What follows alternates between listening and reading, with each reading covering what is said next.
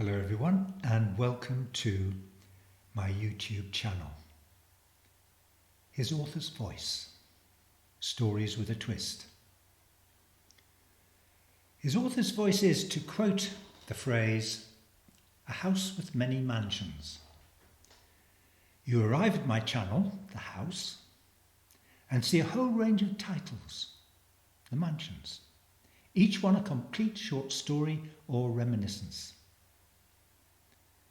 But it's the stories that I'm concentrating upon here. The mansions are clustered into different playlists. The biggest by far is science fiction, but not necessarily science fiction as in films with wham-bam wars, loops through time, flesh-eating zombies, bug-eyed aliens, but subtler forays into possible social and scientific futures, technological changes and threats to human and the planet's evolution. All of these are seen and experienced through the eyes of, hopefully, three-dimensional characters.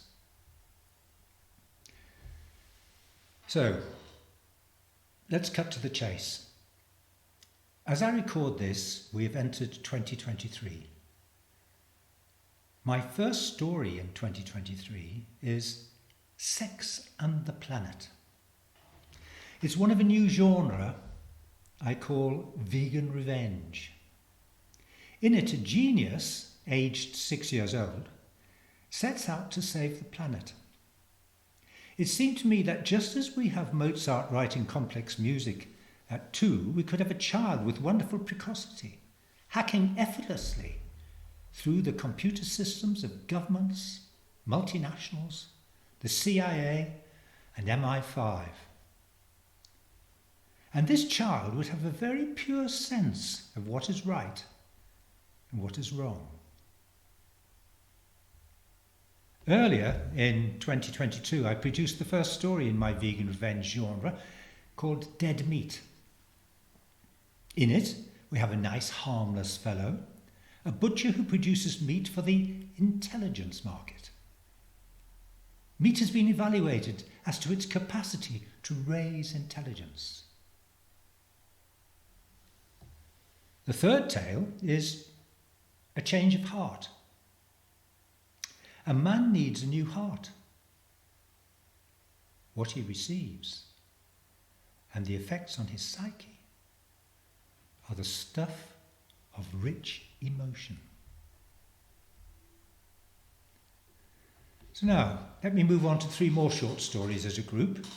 Twins, Sweet Dream Baby, and Mozart.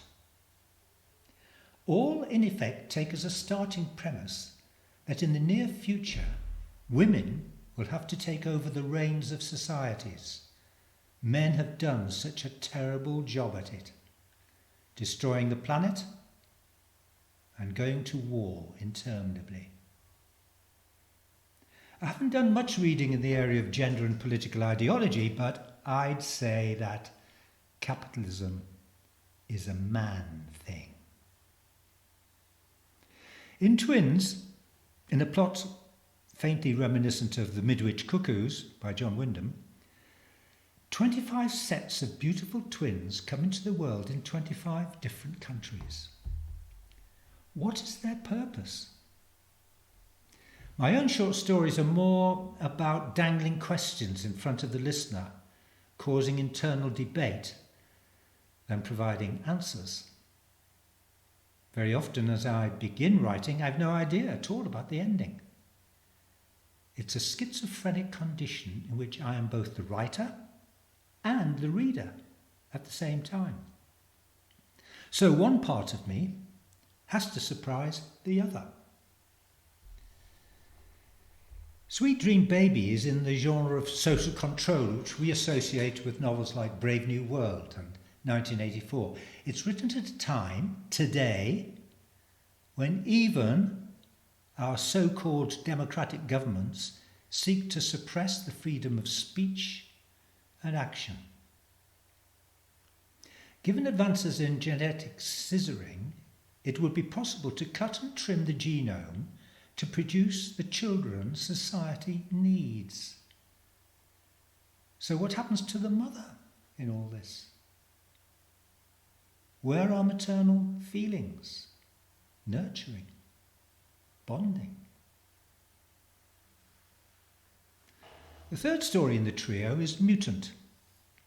In this tale, I project a plot in which a woman does have control and determines that her child will pave the way towards a woman-centric society. But at what cost to her?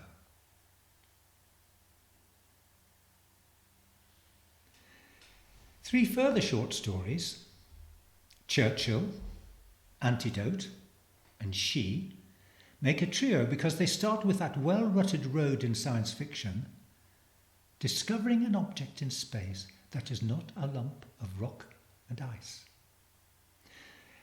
We can think of all those films with this heritage through time, like It Came from Outer Space, the Alien franchise, to the more recent Arrival. What is out there? Friend or foe? In Churchill, an interception with such an object to bring back samples to Earth has a domino effect of unanticipated consequences. In Antidote, the object has been and gone before any evaluation can be made about its purpose, leaving consequences on Earth for humanity on its departure. Then there is She. An old explorer ship returns to Earth with its female pilot, once genetically built for voyaging the stars. And she's still at the helm. But Earth may not want her now, and may even seek to erase her from history. Time has moved on. But she comes with a hard-wired purpose, and she has evolved during her journeying across space. And she will see her homecoming through whatever Earth feels it might want otherwise. The Scroll in the Olive Tree, Salvage, and the Alien Artifact are three stories which take as their premise that found objects, whose use is unknown, opaque to their discoverers, are found to contain qualities of threats which only emerge as the objects are examined, worn, or used. The Scroll in the Olive Tree plays with notions of an alternative post-Christian history, where scraps of writing, as in the Dead Sea Scrolls, infer a different view of those times, particularly where women are concerned. We know that the Christian Church airbrushed the place and actions of women from that early history. Salvage is a little puzzle for the listener regarding an object which is gradually recognised as you read, but the aliens must decipher. The Alien Artifact combined science fiction with some of the traditional threads of archaeology. So, the myths around curses in the tombs, killing off those who dare enter. It centres on a piece of jewellery with a sinister quality. Sometimes, as you wait for inspiration for the next short story, you find vignettes ready-made in the news, threats to our very existence as technology is developed that gets out of hand. And it's a common enough thread. As I write this, there is a news story from Russia where an app was developed whose personality can be shaped by email information from an individual. It is supposed to become a special friend. But it went rogue. Well, last year, in An Inseparable Companion, I'd already positive, the rogue part, but here the development of the app has consequences that are global. A companion piece to that, though more sinister, is Ring. I think I was caught up in the image of those missionaries for cults who dress alike and seek your money and your devotion for life. This melded with a truly irritating advertisement on CNN, I think, for a security doorbell.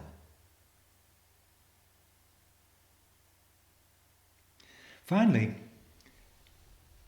in this little adventure through the corridors of the short story house, we have just come through a time of pandemic. Without entering into the debate as to the efficacy of the new vaccines, certain sci-fi ingredients are there to behold, all around us. The first is governmental clampdown on so-called dissidents, anyone from expert to layman who questions the very nature of the vaccinations being used. The second is the cloak of secrecy about the origins of the pandemic. Was it natural or man-made? And the third is the way that populations can be socially controlled to be obedient. If a government controls the message and no alternative message is tolerated, then you have an obedient population. Bats and Blind Snakes looks at the question of how such a pandemic might emerge. It is based on true events, human folly, ineptitude. So, there we are. I hope this is a good introduction for you to look through my channel and listen to the stories that you want to hear. Please subscribe and share your findings with your friends. There are many novels, short stories, poems and plays on my website, should you wish to read them. It is www.jacksanger.com. They're free to download, or you can donate to the author. Thank you for joining me. Have a peaceful and fulfilling year. Bye-bye.